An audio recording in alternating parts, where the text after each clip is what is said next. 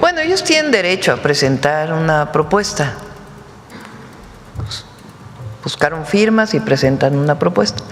Voy a ser muy franca, no la he visto, la propuesta que presentaron. Y también nosotros nos vamos a reunir.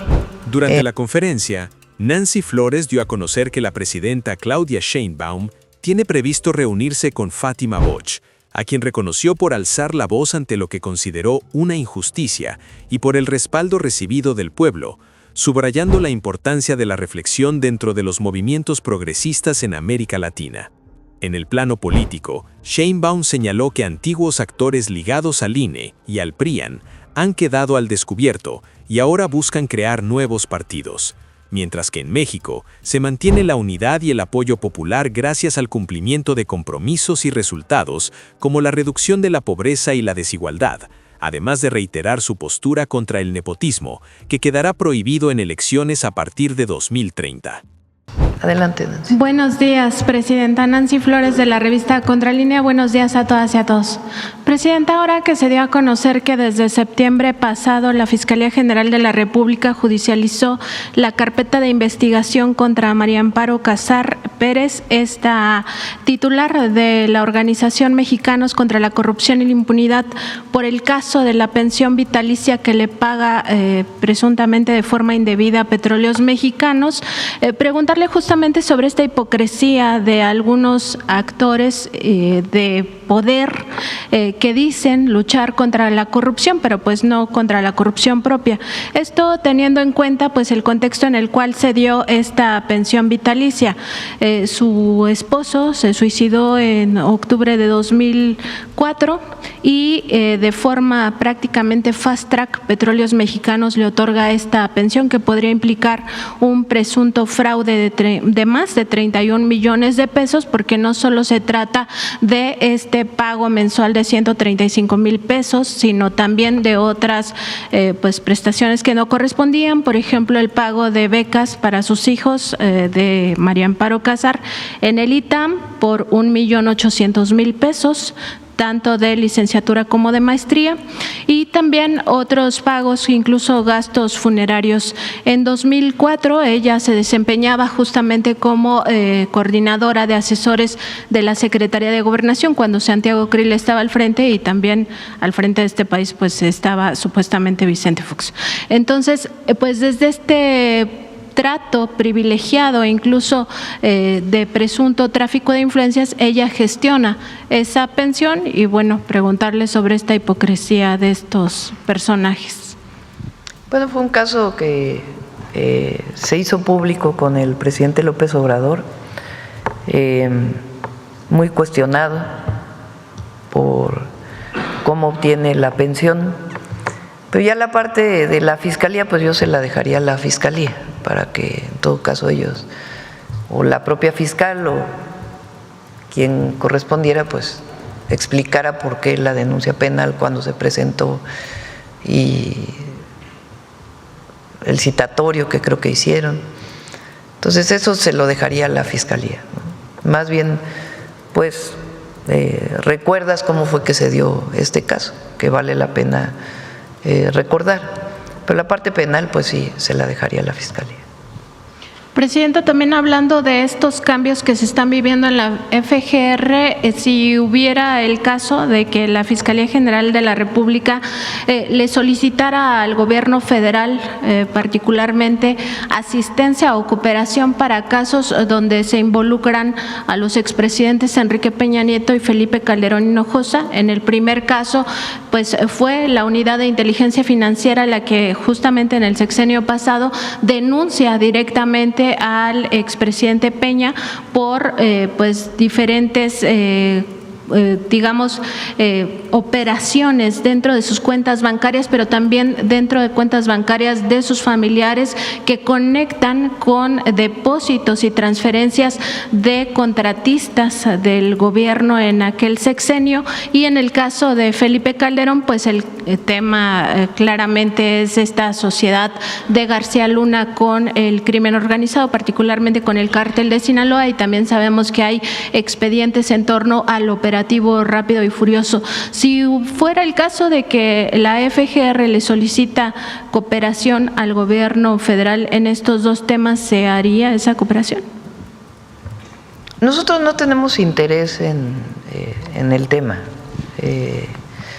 Si la Fiscalía llegara a solicitar información, pues por ley tiene que darse la información si es que la tiene alguna instancia.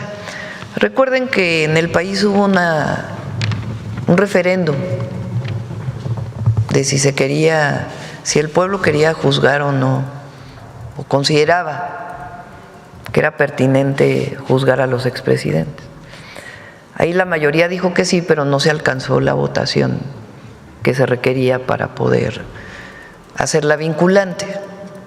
Y nosotros pues nos remitimos a esa consulta, a ese referéndum que ya se hizo. Si la Fiscalía, que es autónoma, tuviera algún caso en donde solicitar información al gobierno, pues se tiene que dar, porque es obligación del gobierno darla frente a una petición.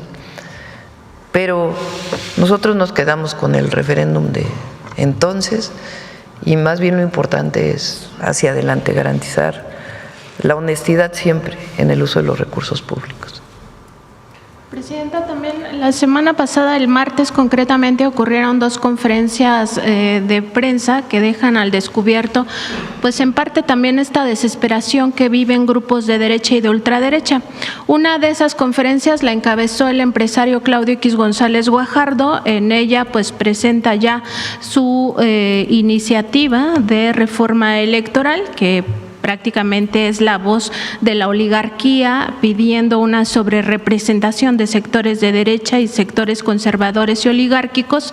Y en la otra conferencia llama la atención que quienes la encabezan son dos expresidentes del IFE-INE, primero Lorenzo Córdoba Vianello y segundo Leonardo Valdés Zurita. Además estuvo otro alto exfuncionario del INE, justamente del periodo de Lorenzo Córdoba, que es Edmundo Jacobo. Estos tres personajes, junto con otros opositores, presentan que ya cumplieron 200 asambleas para formar lo que quieren, que es un partido político de derechas. Este partido se llama Somos México, y en estas dos conferencias tienen coincidencias en que pues se tiene que frenar esta democratización también de las instituciones electorales y que pues de alguna manera frenar lo que ellos dicen que es dar más poder al poder, que evidentemente es una visión antidemocrática. Les sigue molestando que el pueblo decida la forma de su gobierno. Y aquí la pregunta, Presidenta, pues es saber su opinión sobre estos intentos golpistas que buscan restarle al pueblo su derecho a elegir libre, democrática e informadamente pues la forma de su gobierno. Bueno, ellos tienen derecho a presentar una propuesta. Buscaron firmas y presentan una propuesta. Voy a ser muy franca, no la he visto, la propuesta que presentaron. Y también nosotros nos vamos a reunir en la comisión que se fundó para la reforma electoral ya en estos días, porque ya terminaron los foros, porque el objetivo pues es recibir de la gente cuál era la propuesta para la reforma, y pues estaríamos haciéndola pública a principios del próximo año. Quizá mediados de enero, algo así, estaríamos haciendo pública la propuesta. Yo lo he planteado, el que primero nosotros concebimos la democracia como la definió Lincoln, un gobierno del pueblo, por el pueblo y para el pueblo. Si las minorías deben tener representación, aunque no alcancen una diputación de manera nominal, pues también me parece bien. Lo que no estamos, o lo que desde mi perspectiva es fundamental en la reforma, es las listas de plurinominales, que pues en realidad las eligen las cúpulas de los partidos, aunque en Morena son por tómbola, pero se eligen sin la participación de la gente. Y segundo, el recurso, la cantidad de recursos que se utiliza para las elecciones. Y también valorar si es necesario tantos esquemas organizativos, las OPLES y todo esto, que es importante, que son parte de las propuestas que se hicieron en los foros. Y bueno, hay que ver la propuesta que presentaron. Pero para ganar una diputación, un local, federal, una presidencia municipal, ya sea del Ejecutivo, sea presidente, gobernador, presidente municipal, del Legislativo, sea Congreso federal, estatales o cabildos,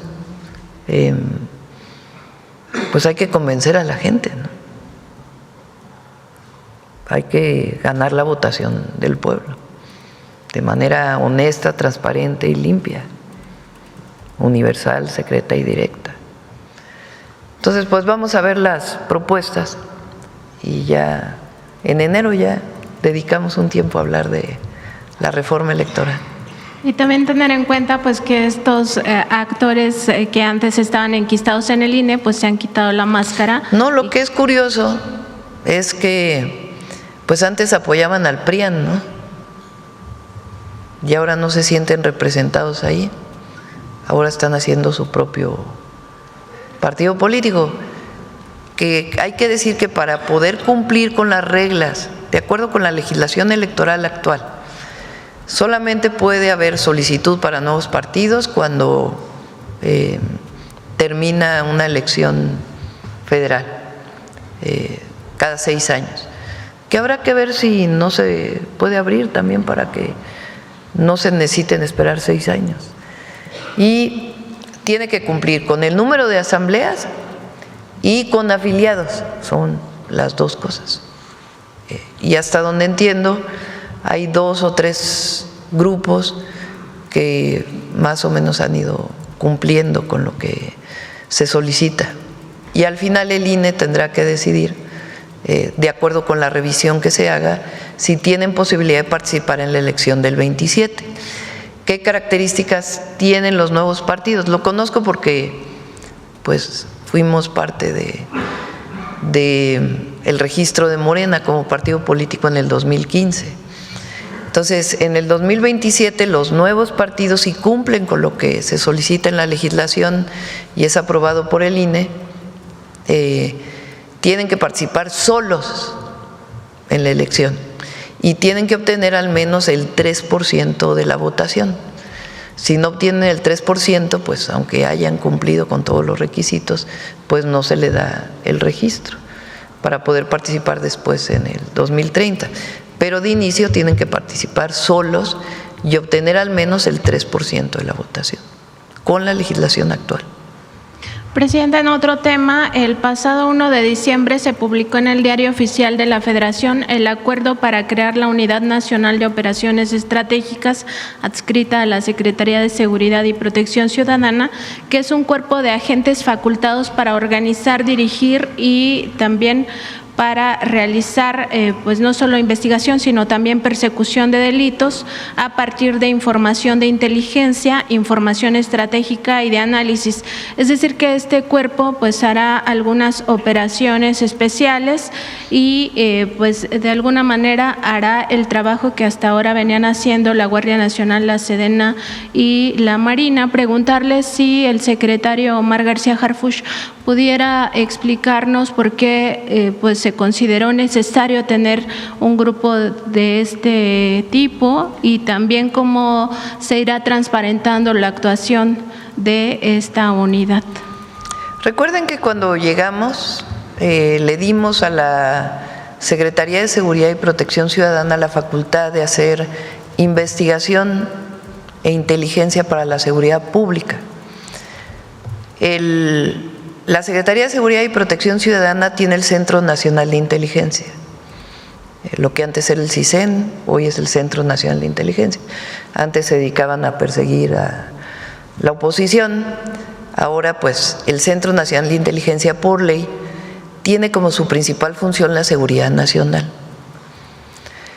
Además está la Secretaría de la Defensa Nacional con el Ejército, la Fuerza Aérea y ahora la Guardia Nacional, y la Secretaría de Marina Armada de México. Nosotros le dimos la capacidad a CNI de hacer investigación para la seguridad pública. Es distinta la seguridad nacional, la seguridad interior y la seguridad pública. Y consideramos nosotros pues que el principal problema hoy en nuestro país tiene que ver con seguridad pública, vinculada con los grupos delincuenciales o la delincuencia organizada. Entonces no tenía la atribución formal el CNI más que en términos de la seguridad nacional, ahora ya la tiene para la seguridad pública. Y estos agentes están muy vinculados a CNI y a la propia Secretaría de Seguridad. Se abrió una convocatoria y están trabajando. Y trabajan de manera coordinada con la Guardia Nacional, con la Defensa, con la Marina.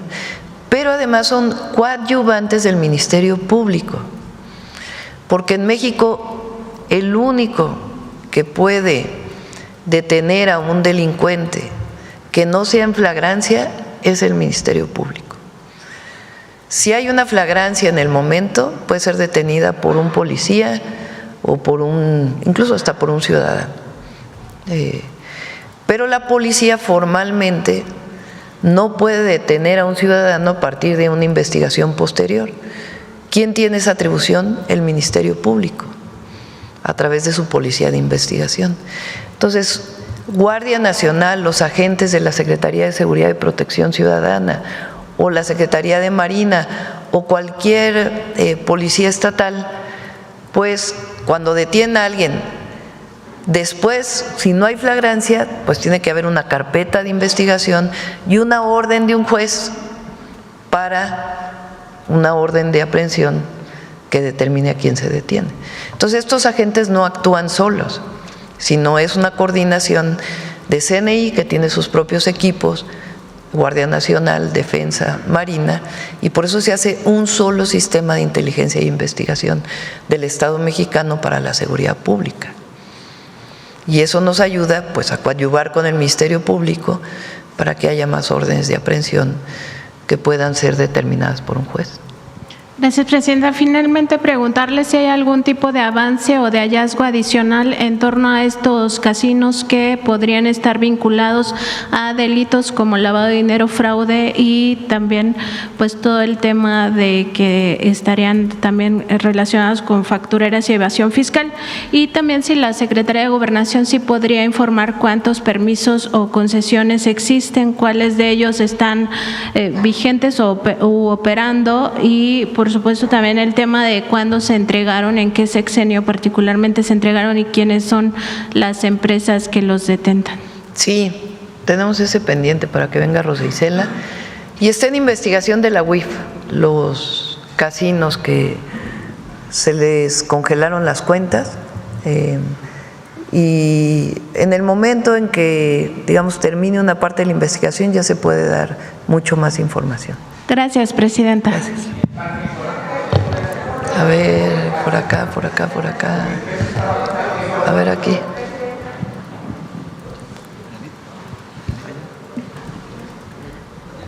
Bueno, aquí y luego acá. Doctor, Presidenta, muchísimas gracias. Janet Galindo, de Grupo Transmedia La Chispa.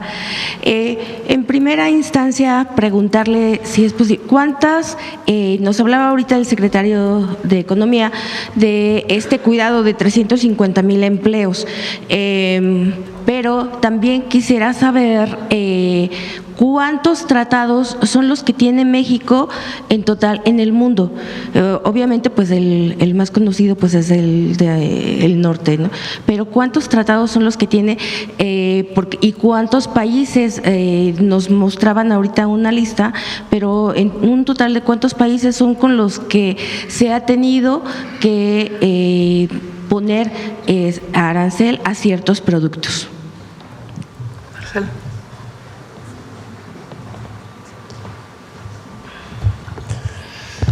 $14 tratados. En total. Nada más tienes que tomar en cuenta que, por ejemplo, de la Unión Europea son 23 países. Entonces tenemos tratados comerciales con más de 45 países. Ok.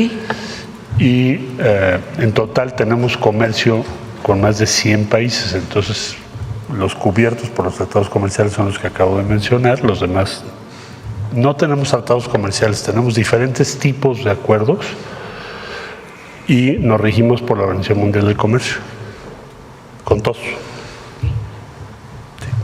Muchísimas gracias, secretario.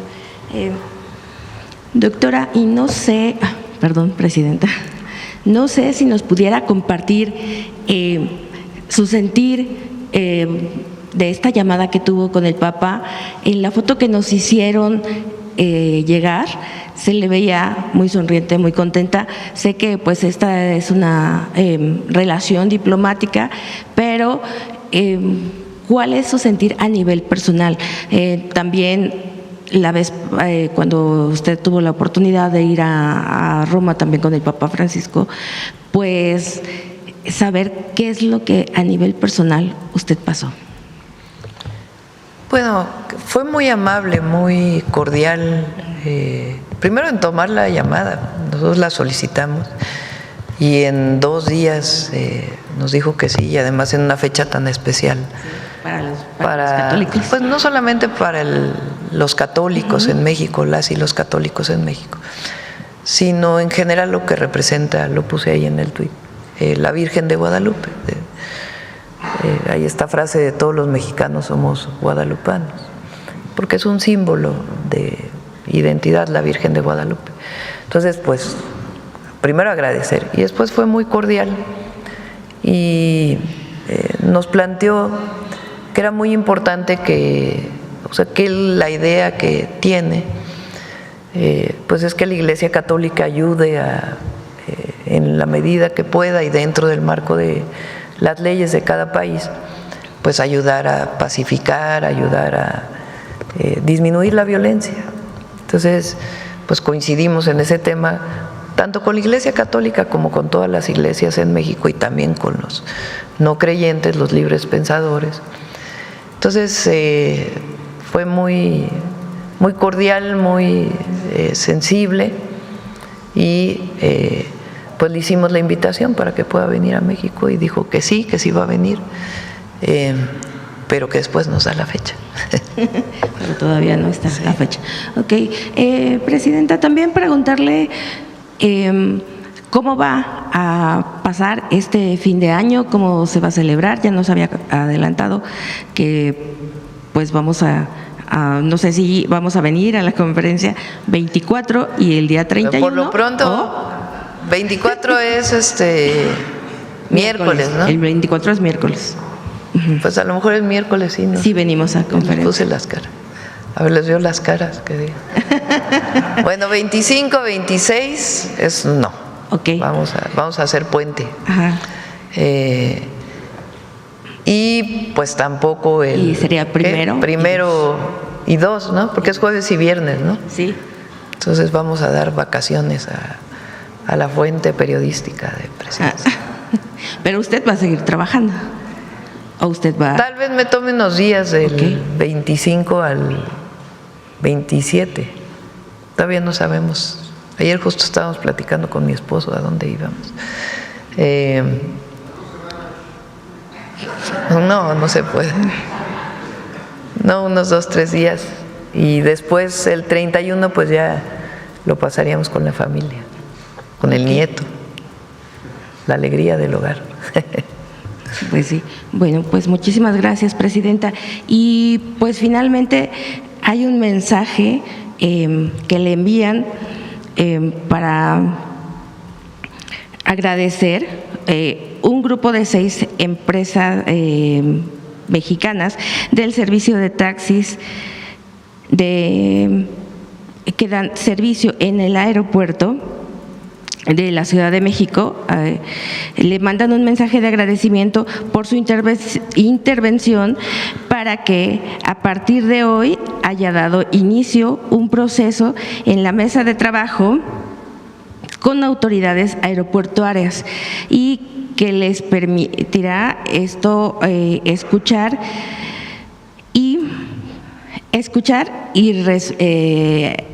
las peticiones y poder trabajar para tener sus derechos a estos empresarios. Ellos esperan que esto les permita trabajar, esta intervención que se dio a través de usted, que esto les permita trabajar con sus garantías y respetuosos, especialmente bajo la coordinación de sana competencia, y con ello poder ver por los más de 2,000 familias que son las familias que representan. Es este agradecimiento que le mandan a sí, hacer es que estas personas. ven que estamos remodelando el aeropuerto internacional Benito Sí. Juárez. Particularmente en la Terminal 2 con la glorieta esta que hay mucho tránsito. Entonces tardan mucho en llegar. Los taxis tienen un espacio muy pequeñito. Entonces se va a hacer ahí una remodelación y pues obviamente se les está tomando en cuenta. Y también este tema de las aplicaciones telefónicas y los taxis, pues que también tienen que tener la opinión de todos para poder tomar acuerdos de manera colectiva y no imponer nada. Muchísimas gracias, Presidenta. Nada más, ¿queda alguna ley pendiente para el siguiente año? ¿Alguna ley, alguna propuesta de ley? Sí, para el todavía hay siguiente año? varias, desde la ley de cuidado animal, de protección, cuidado animal, está pues la ley de cine, hay varias todavía pendientes. Muchísimas gracias, Presidenta. El compañero, ¿por qué? Presidenta, buenos días. Buenos días, secretario. Con la noticia de que ahorita el dólar, y tengo otras preguntas, pero el dólar está bajando, centavo por centavo, acaba de romper el piso de los 18. Los 18, ¿verdad? Los 18, y obviamente, pues eso se refleja por lo último que ha sucedido en estos días. ¿Su opinión acerca de esto en este momento? Pues está muy fuerte la economía de México, por más que hay algunos que digan que no. Tiene una enorme fortaleza la economía nacional. Y es gracias también al cambio de modelo. Próximo año ya vamos a hacer algunos informes o avisos, noticias de cómo vamos a incrementar la inversión pública a través de distintos instrumentos. Y eso va a fortalecer más todavía. Entonces, vamos bien y vamos a ir mejor. Sí, disculpe, no me presenté, soy Javier Pérez de HCTV Noticias. Presidenta, cierre de año con informes de gobierno, con un gobierno, como se dice, echado para adelante, construyendo polos económicos. Eso se refleja en los estados a nivel nacional y me llama la atención que, por ejemplo, estados como Chihuahua, con su recorrido, Puebla, Hidalgo, Veracruz, la mayor parte de los estados están repuntando en el tema económico y del desarrollo interior, y como ejemplo, a ver si me atrevo a poner Puebla, como este fin de semana en el informe de gobierno del gobernador Alejandro Armenta, se da a conocer también una noticia que Puebla repunta como el primer estado en sustentabilidad alimentaria y que se podría llevar este ejemplo a todo el país y un desarrollo más rápido en lo que son los sectores económicos al interior de los diferentes estados. ¿Su opinión acerca de esto, Presidenta? Bueno, primero está haciendo muy buen trabajo el gobernador Armenta, le mandamos saludos. Como bien decía el secretario de Economía, no hemos tenido, hay una serie de empresas que quieren invertir en México. No hemos tenido ninguna noticia de que alguna de las empresas que ha decidido invertir se retire, sino al revés, más empresas quieren venir a invertir a nuestro país. Entonces, yo, como lo he dicho, pienso que en la revisión del tratado nos va a ir bien con sus diferencias, a lo mejor en algún momento, pero nos va a ir bien porque es muy importante que se mantenga el tratado y lo sabe Estados Unidos y nosotros, y obviamente Canadá. Entonces, pienso que nos va a ir bien no hay ninguna señal que en sentido contrario. Eso va a fortalecer más la inversión y además todo lo que estamos haciendo en el país para fortalecer el mercado interno también va a representar un apoyo para la economía nacional, más todos los programas de bienestar, más el aumento al salario mínimo, más el anuncio de 40 horas, más pues todo lo que estamos haciendo de inversión pública, trenes, carreteras, agua. Entonces, va a ser un buen año el 2026. Y Presidenta, para finalizar, la última pregunta. Usted llegó con el apoyo del pueblo mexicano, es el primer año del cierre de Navidad, prácticamente el segundo año del cierre de Navidad. Fue apoyada por un país entero. Sin embargo, a lo largo y ancho de nuestro país todavía hay rescoldos políticos que impulsan políticas que incluso pasan por encima de artículos de la Constitución, como el 35, segunda fracción de la Constitución. Le comento esto porque el fin de semana me llamó la atención que en el Congreso del Estado de San Luis Potosí se hará adelante una ley secundaria donde aparentemente se prepara el terreno para el 2027 para que solo mujeres puedan participar en lo que es elección, coartando el camino a actores políticos de ambos géneros, preparando, como le decía, este camino para pues una actora política que no voy a emitir su nombre, pero sí la ley con la que se pasó en medios de comunicación, la ley Ruth. En ese sentido, y le vuelvo a reiterar, y más que nada busco su reflexión acerca de cómo usted llegó sin apoyo de absolutamente ninguna ley secundaria, ninguna ley amañada y limpiamente apoyada por un pueblo de hombres y mujeres libres y soberanos. ¿Qué hay que hacer para terminar con todo esto, Presidenta, en los diferentes caminos políticos de nuestro país? ¿A qué hay que llevar al pueblo y que ya está politizado para evitar este tipo de cosas y que se preparen pues caminos torcidos para llevar a actores políticos y usar el nepotismo prácticamente de personas que están en el poder para llevar a sus familias al interior de las gobernaturas, presidencias municipales y diferentes puestos políticos? Usted llegó sola, llegó, sin apoyo de absolutamente nadie, más que el pueblo de México. Primero hay que decir que el INE, desde mi punto de vista, estoy de acuerdo. Hace, en el 21 creo que fue, o antes, tomó esta resolución de que los partidos políticos, cuando se trata de gubernaturas, decidan la mitad de candidatos mujeres y la mitad de candidatos hombres. Yo creo que esto es bueno. Igual está en nuestra Constitución que la mitad del Congreso Federal tienen que ser mujeres y la mitad hombres. Yo creo que está bien que se legisle para que nos den oportunidad a las mujeres. Eso ha permitido que las mujeres hoy tengan mucho mayor participación en la vida pública que si no hubiera habido estas orientaciones, porque finalmente resuelven una desigualdad histórica. Eso, yo estoy de acuerdo.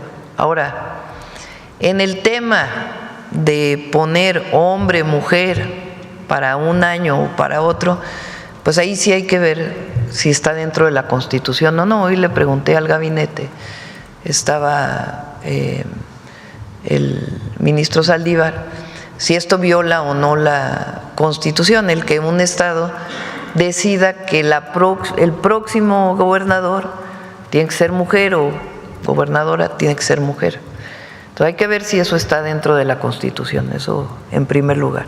Porque es distinto decir, postula la mitad hombres y la mitad mujeres y ya que la gente decida, a decir obligatoriamente tiene que ser mujer en el próximo periodo. Eso es lo que hay que ver, si está dentro o no de la Constitución. Ahora, sobre el tema de familiares que consecutivamente tengan la elección, ustedes saben mi opinión. De hecho, ya se aprobó en el Congreso que para el 2030 no puede haber familiares directos hasta el 4º nivel que puedan ocupar el mismo puesto de elección popular. Tendrían que esperarse un tiempo para volver a ocuparlo. Y en el caso de Morena dijeron que lo harían así desde el 27. Entonces, en esa parte, pues, conocen mi opinión, no creo que se deba dejar a un familiar como candidato, pero pues también ahí en cada partido tiene su idea. En el 2030 ya será para todos y en el 27 pues cada partido tomará su decisión política. Y bueno, más que nada usando triquiñuelas dentro de los congresos con leyes secundarias. Pues para hay que ver si es constitucional o no esta aprobación que hizo el Congreso de San Luis Potosí. Bueno, para terminar, Presidenta, quisiera resaltar la fotografía en el CECIT donde usted está de espaldas con una niña. Me llamó muchísimo la atención. Quisiera preguntarle su sentido. ¿Qué sintió en ese momento estar con niños y respondiendo más de 600 mujeres en aquel entonces cuando era candidata a presidenta de la República, estar otra vez ahí de la mano de una niña? Pues es para mí fue emoción. muy emotivo. Mis hijos fueron a guardería del IMSS. Yo fui a guardería del ISSSTE. A los 8 meses mi mamá me dejó en la guardería del ISSSTE. Y creo que y mis hijos fueron a guarderías del Seguro Social. Es decir, mi mamá pudo trabajar gracias a que el ISSSTE tenía esta facilidad para las madres trabajadoras. Y en mi caso pude trabajar porque pude dejar a mis hijos en una guardería. Obviamente es una elección voluntaria. Si decides cuidar a tus hijos hasta qué edad, o si te lo cuida un familiar, es una decisión familiar. Pero pienso yo que el gobierno tiene que dar el acceso a poder dejar a tu hijo en un lugar bien cuidado. Y hoy se sabe que además, desde muy pequeñitos, por eso se llama Centro de Educación y Cuidado Infantil, desde muy pequeñitos hay aprendizaje, dependiendo pues de los estímulos que les des a los pequeños. Entonces, si yo lo pude tener como madre, esa posibilidad, pues obviamente el deseo de que más mujeres puedan tenerlo. Y además hay hoy una visión general en el mundo entero y particularmente en México de lo que llamamos el sistema de cuidados. Esta idea de que las mujeres tenemos que cuidar obligatoriamente a la familia y que está predeterminado, pues no necesariamente es así, ¿verdad? Lo puede cuidar el hombre o lo puede cuidar la mujer. Y las mujeres que deseamos trabajar o deseamos desarrollarnos, pues debemos tener la posibilidad de dejar a nuestros hijos en un lugar bien cuidados. Entonces, por eso es la idea de los CECIS. Tiene una característica adicional. Recuerden que en la época de Calderón se promovieron las guarderías subrogadas y no necesariamente con todas las facilidades para que se pudiera cuidar adecuadamente a los niños. En esta idea de que había que privatizar todo, entonces privatizaron y subrogaron a un privado el cuidado de los niños. Y la idea aquí es que no, es que son trabajadoras y trabajadores del IMSS quienes cuidan, bien capacitados, con licenciatura en educación inicial, para que puedan desarrollar adecuadamente a las y a los niños. Tienen alimentación especial y toda la capacitación que se requiere en la visión actual del cuidado de los infantes. Entonces, pues para mí es mucha emoción poder cumplir un compromiso que hicimos. Además agradezco mucho a Zoe porque lo han hecho pues de manera muy profesional y realmente el CECI está precioso, precioso. Y las mujeres pues estaban emocionadísimas. Muchas mujeres de la Maquila son migrantes, llegan a Ciudad Juárez, a Tijuana, a otros lugares de la frontera, o llegaron hace tiempo y no llegan con el apoyo familiar, no se van con la abuela o no se van con el apoyo familiar. ¿Por qué migran? Pues porque allí había empleo. Y muchas de ellas incluso son madres solas, que están criando a sus hijos solos. Entonces, la desesperación de las madres, que muchas veces tenían que dejar a los pequeñitos solos en su casa, muy pequeñitos, porque pues tienen que trabajar para darles de comer y cuidarlos. Entonces, el que esté en los CECIS pues es algo extraordinario. Yo espero que cumplamos con los 1000 y que siga habiendo más. Además, ya incluso desde la perspectiva económica de un país, el que las mujeres tengan posibilidad de trabajar, pues permite también un mayor crecimiento económico. Y para la mujer, pues es la posibilidad de tener la autonomía económica, que te permite pues una independencia que de otra manera no podrías tener. Y siempre es voluntario, obviamente es de acuerdo si la mujer lo desea hacer o no, pero que tenga esa posibilidad.